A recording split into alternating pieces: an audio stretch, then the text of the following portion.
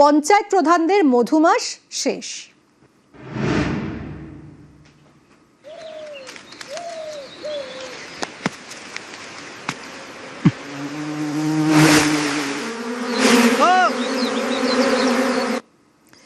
BJP সরকার পঞ্চায়েত আইন বদলাচ্ছে। টাকা খরচের ক্ষমতা আর প্রধানের হাতে নয়। চেকে পঞ্চায়েত প্রধানের আর সই নয়, চেকে সই করবেন এখন থেকে সরকারি অফিসাররা।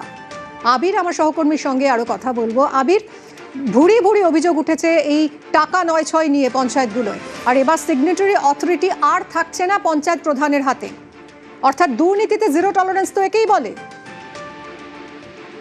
একেবারেই তাই, এবং আজকে সেই বিল পেশ হতে চলেছে এবং সেই বিল নিয়ে আজকে আলোচনা হবে রাজ্য বিধানসভাতে। এবং তুমি জানো যে একেবারে পঞ্চায়েত স্তরে বিভিন্ন জায়গাতে কাজ করতে গিয়ে যে রিপোর্ট এসছে, দেখতে পাওয়া গেছে যে বহু জায়গাতে অর্থ বরাদ্দ হয়েছে কিন্তু বেশি বরাদ্দকৃত অর্থ খরচ করা হয়। এবং তারা যেখানে দায়িত্বে ছিলেন, তার প্রধান উপপ্রধান, তারা নিজেরা ফুলে ফেপে উঠেছেন। বিপুল সম্পত্তির অধিকারী তারা রয়েছেন, কেউ কাছে এরকম বাড়ি বানিয়েছেন। এবং এক্ষেত্রেই অভিযোগ ছিল যে তারা নিজেদের যে কাজ, সেই কাজটিকে না করে নিজেদের সম্পত্তিকে বৃদ্ধি করেছেন। তো এই যে কারণেই মনে করা হচ্ছে বর্তমান অবস্থাতে পঞ্চায়েত ব্যবস্থাকে যদি আরো গতিশীল করতে হয় এবং যদি দুর্নীতিমুক্ত পঞ্চায়েত ব্যবস্থা করতে হয়, স্বচ্ছতা যদি রাখতে হয়, তাহলে যে আর্থিক যে ক্ষমতা তাদের হাতে ছিল সেটাকে বন্ধ করতে হবে। এবং এই কারণেই সিদ্ধান্ত গ্রহণ করা হচ্ছে এখন থেকে যে কোনো ধরনের অর্থ খরচ করার ক্ষেত্রে সচিব, এক্সটেনশন অফিসার বা দায়িত্বপূর্ণ সেখানকার যিনি ব্যক্তি, এক্ষেত্রে বিডিও হতে পারে, তাদের ক্ষেত্রেই দায়িত্ব ভাগ করে দেওয়া হবে এবং তারা সেই দায়িত্বটা সমাধান করবেন।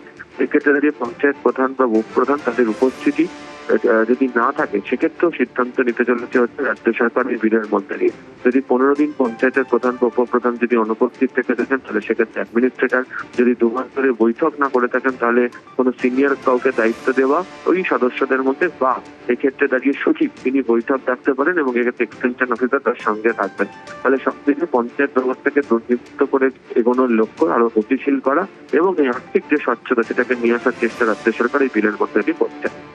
সঙ্গে থাকো আবির। অর্থাৎ আজই পঞ্চায়েত আইনে সংশোধনী আনতে আজই বিল আসছে, কি বলেছিলেন মুখ্যমন্ত্রী শুভেন্দু অধিকারী, শুনবো।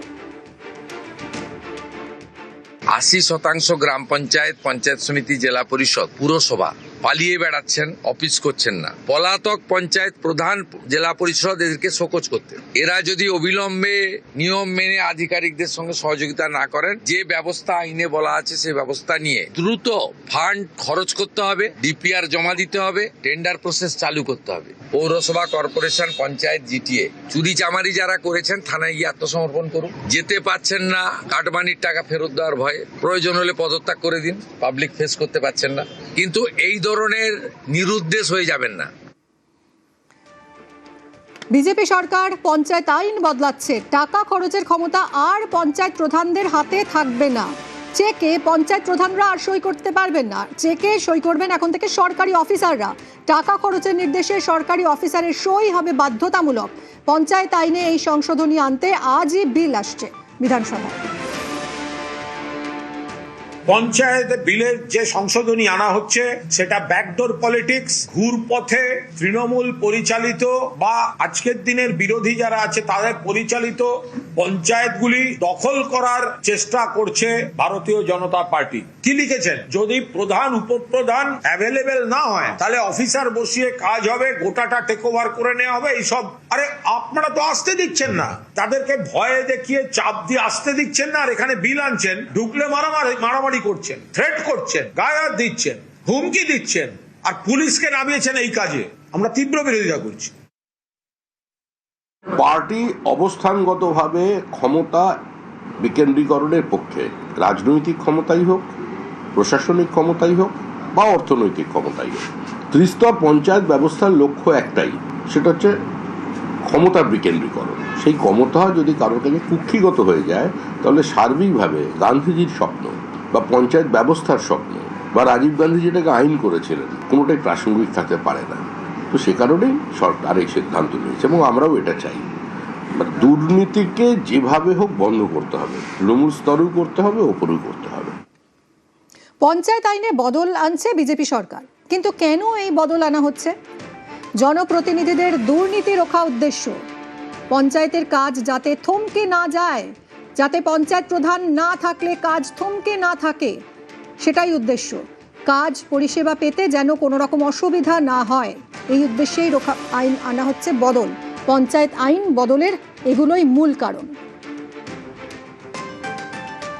ক্ষমতার গণতান্ত্রিক বিকেন্দ্রীকরণের অর্থ হচ্ছে ক্ষমতা নির্বাচিত জনপ্রতিনিধির হাতেই থাকবে, কিন্তু আমরা সম্প্রতি দেখতে পাচ্ছি যে পশ্চিমবঙ্গের আইন বদল করে আবার ক্ষমতা আমলাতন্ত্রের হাতে ফিরিয়ে দেওয়া হচ্ছে, যেটা তৃণমূল সরকারের একটা সময় করা হয়েছিল এবং তৃণমূল সরকারের সময় থেকেই আমলাতন্ত্র পঞ্চায়েতে বারবারন্ত আমরা দেখেছি।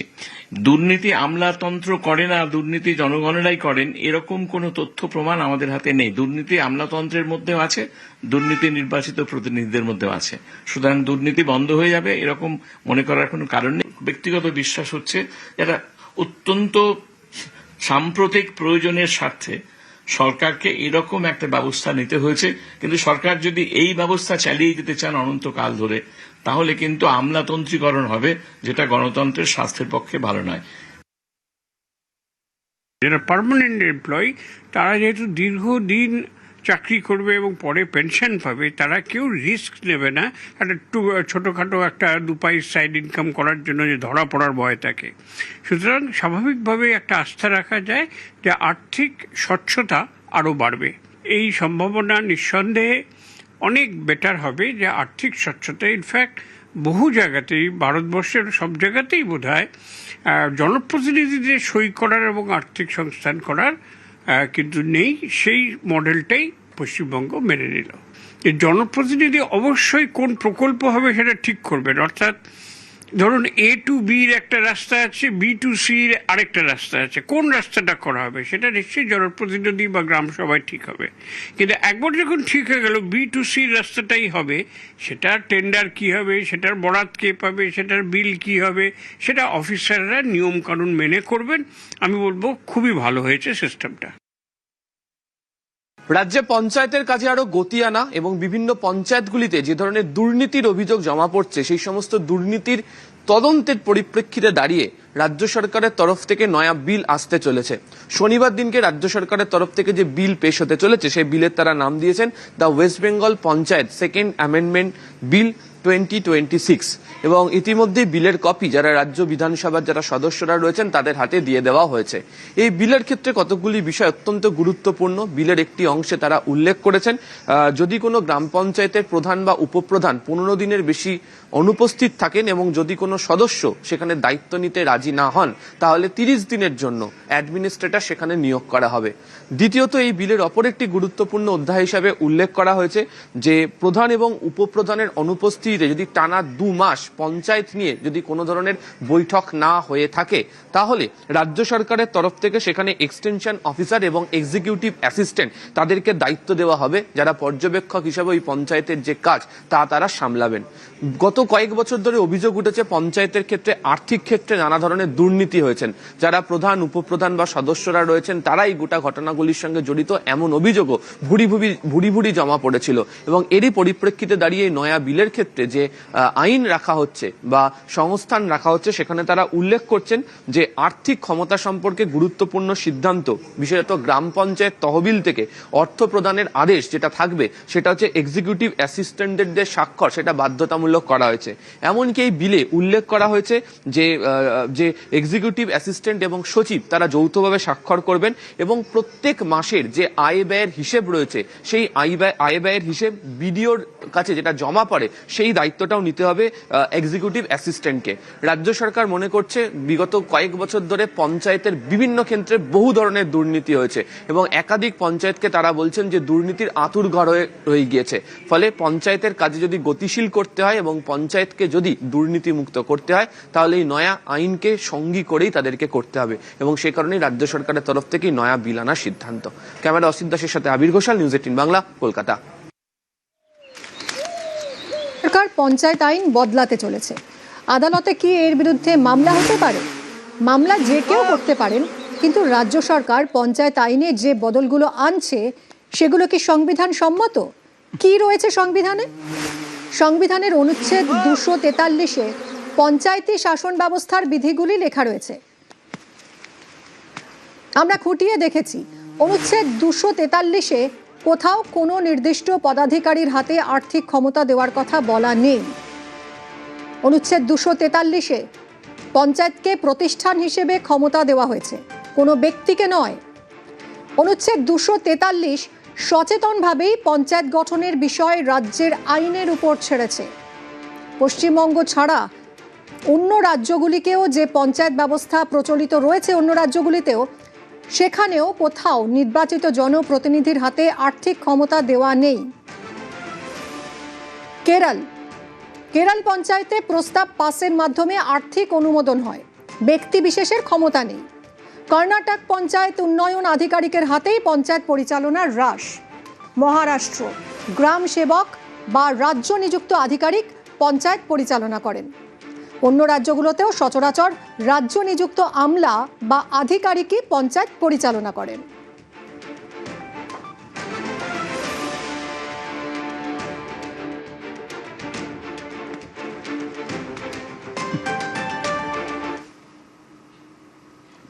সব দুর্নীতির এবার হিসেব। আমফান, করোনা ত্রাণে দুর্নীতির ক্যাগ রিপোর্ট আজই বিধানসভায় আজই ক্যাগ রিপোর্ট রাজ্যের। দোষী হলে কাউকে ছাড় নয়, আগেই হুঁশিয়ারি দিয়েছিলেন মুখ্যমন্ত্রী। প্রাক্তন মুখ্যমন্ত্রীকেও রেয়াত নয় বলে হুঁশিয়ারি। 2020-তে ঘূর্ণিঝড় আমফানে ব্যাপক ক্ষয়ক্ষতি হয়। প্রধানমন্ত্রীর তহবিল থেকে বিপর্যয় মোকাবিলায় অর্থ সাহায্য করা হয়। ত্রাণের টাকা নয় ছয়ের অভিযোগ ওঠে। করোনা কালেও দফায় দফায় দুর্নীতির অভিযোগ ওঠে। গত জামানায় বছরের পর বছর ক্যাগ রিপোর্ট প্রকাশ হয়নি। ক্যাগ দিলে আলোচনা বাধ্যতামূলক হওয়ায় অনীহার অভিযোগ। জামানা বদলের পর এবার ক্যাগ রিপোর্ট দিয়ে বিধানসভায় আলোচনা হবে। আমফান করোনা দুর্নীতিতে এফআইআর এর সিদ্ধান্ত সরকারের। রাজ্যপালের কাছে এফআইআর এর সুপারিশ করা হবে। দুর্নীতি প্রমাণ করুন, আগেই মোদিকে চ্যালেঞ্জ মমতার। এবার সব দুর্নীতির হিসেব দেওয়ার তোড়জোড় বিজেপি সরকারের। আরো বেশ কিছু তথ্য আছে, আমরা প্রয়োজন মতো সেগুলো প্রকাশ করব। যেমন আমফানের ক্যাগ রিপোর্ট, যেমন কোভিডে মেডিকেল ইকুইপমেন্ট পারচেজ রিপোর্ট, সব তথ্য আমার কাছে আছে।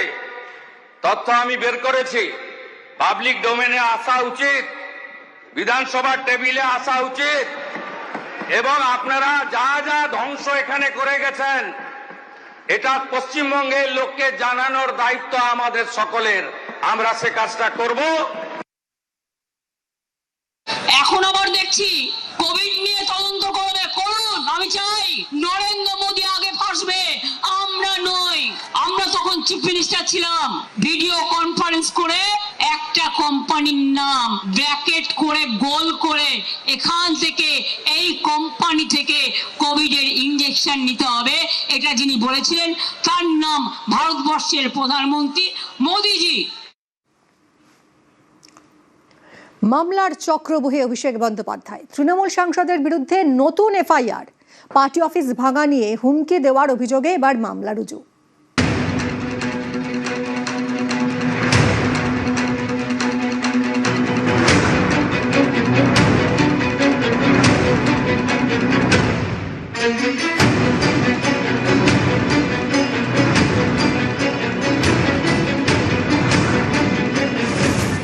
হুমকি দেওয়ার অভিযোগ, অভিষেক বন্দ্যোপাধ্যায়ের বিরুদ্ধে একাধিক ধারায় এফআইআর দায়ের। দক্ষিণ 24 পরগনার আমতলার আপাত ছাপোষা এলাকায় কয়েকদিন আগে পর্যন্ত এক অট্টালিকা মাথা তুলে দাঁড়িয়েছিল। তৃণমূল জামানায় এই অট্টালিকা ছিল ক্ষমতার ভরকেন্দ্র। ডায়মন্ড হারবারের তৃণমূল সাংসদ অভিষেক বন্দ্যোপাধ্যায়ের পার্টি অফিস। 18 জুলাই এই পার্টি অফিসের একাংশ ভেঙে দেয় প্রশাসন। পার্টি অফিস ভাঙার পরে মুখ খোলেন অভিষেক বন্দ্যোপাধ্যায়।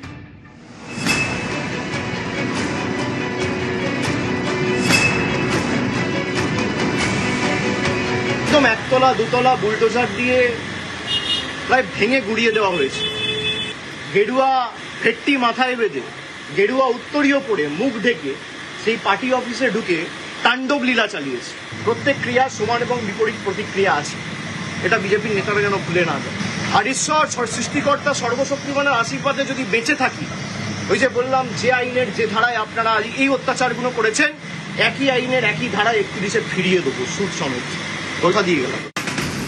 অভিযোগ এই বক্তব্যের মাধ্যমে হুমকি দিয়েছেন অভিষেক। এ নিয়ে বৃহস্পতিবার রাতে বিধাননগর পুলিশের কাছে এফআইআর রুজু করেন রাজীব সরকার নামের এক ব্যক্তি। মামলায় একাধিক ধারা যুক্ত করা হয়েছে। 192 নম্বর ধারায় বিভিন্ন সম্প্রদায় বা গোষ্ঠীর মধ্যে বিদ্বেষ ছড়ানো বা উস্কানি দেওয়া, 196 নম্বর ধারায় জাতীয় ঐক্য সংহতির বিরুদ্ধে মন্তব্য, 198 নম্বর ধারায় শৃঙ্খলা নষ্ট করতে পারে এমন মন্তব্য, 351 2 নম্বর ধারায় ভয় দেখানো, 353 1 খ ধারায় গুজব বা বিভ্রান্তিকর তথ্য প্রচার, 353 1 গ ধারায় ভুল তথ্য প্রচার করে আতঙ্ক ছড়ানো, 59 নম্বর ধারায় কাউকে অপরাধ করতে উৎসাহ যোগানো।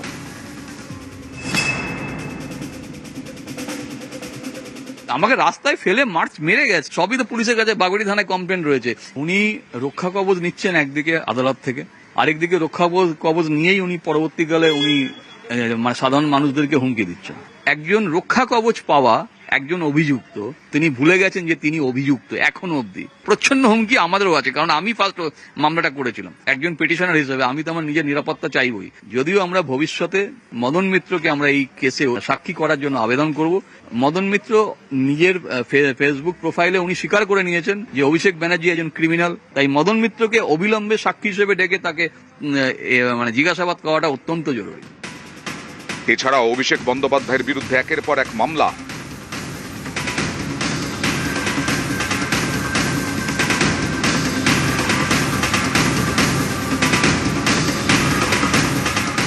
জুন মাসে দুদিন ভবানী ভবনে অভিষেক বন্দ্যোপাধ্যায়কে ম্যারাথন জিজ্ঞাসাবাদ করে সিআইডি।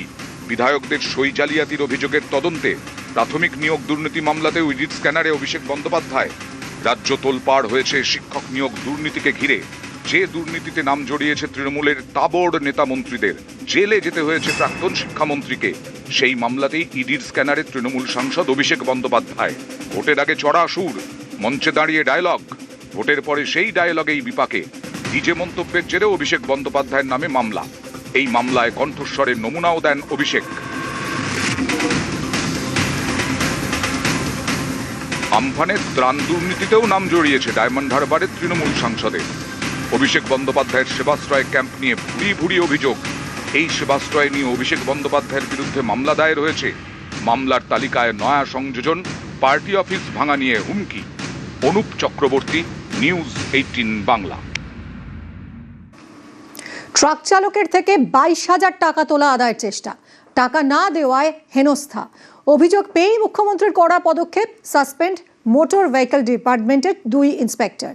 পশ্চিম বর্ধমানের রামপুর চেকপোস্টের ঘটনার তদন্তে দুর্নীতি দমন শাখা। ফারাক্কাতে হাত পাতলে ভবানী ভবনে ডিজি দেখতে পাবে, কালিয়াচকে হাত পাতলে কলকাতাতে আমরা জানতে পারবো। করতে দেব না, নিশ্চিন্ত থাকুন। একটা গাড়ির কাছ থেকে টাকা তুললে দুটোকে সাসপেন্ড করেছি, অ্যারেস্ট করব এবং সরকারি কর্মচারী পুলিশ কর্মীদের বিরুদ্ধে যে সরকারি ব্যবস্থা আছে তাকে আরো মজবুত বানাচ্ছি। একদম আমার কাছে মেসেজ ডাইরেক্ট এলেই সাসপেন্ড হবে, অ্যারেস্ট হবে। আমার কাছে বিকেলে এসছে, আমি রাতেই সাসপেন্ড করিয়েছি মোটর ভেহিকল ইন্সপেক্টর। কোনো ছাড়াছাড়ির সিন নেই।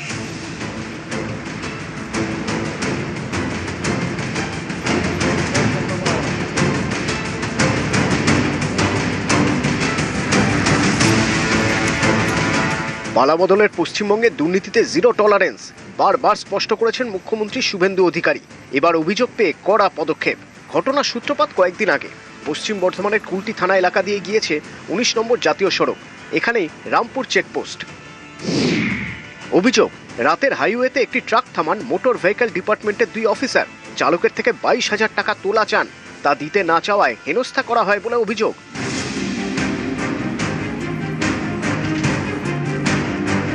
ট্রাক মালিকের দাবি বিষয়টি জানিয়ে মুখ্যমন্ত্রীকে ইমেল করেন।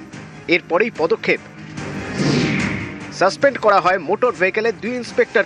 তারা রামপুর চেকপোস্টের দায়িত্বে ছিলেন। मेरा गाड़ी को रोक दिया, इसके बाद मेरा ड्राइवर से मेरा मोबाइल गाड़ी का छीन लिया। गाड़ी का ड्राइवर को लोग मारा भी है। डिमांड किया 22,000 रुपया हमको चाहिए अभी।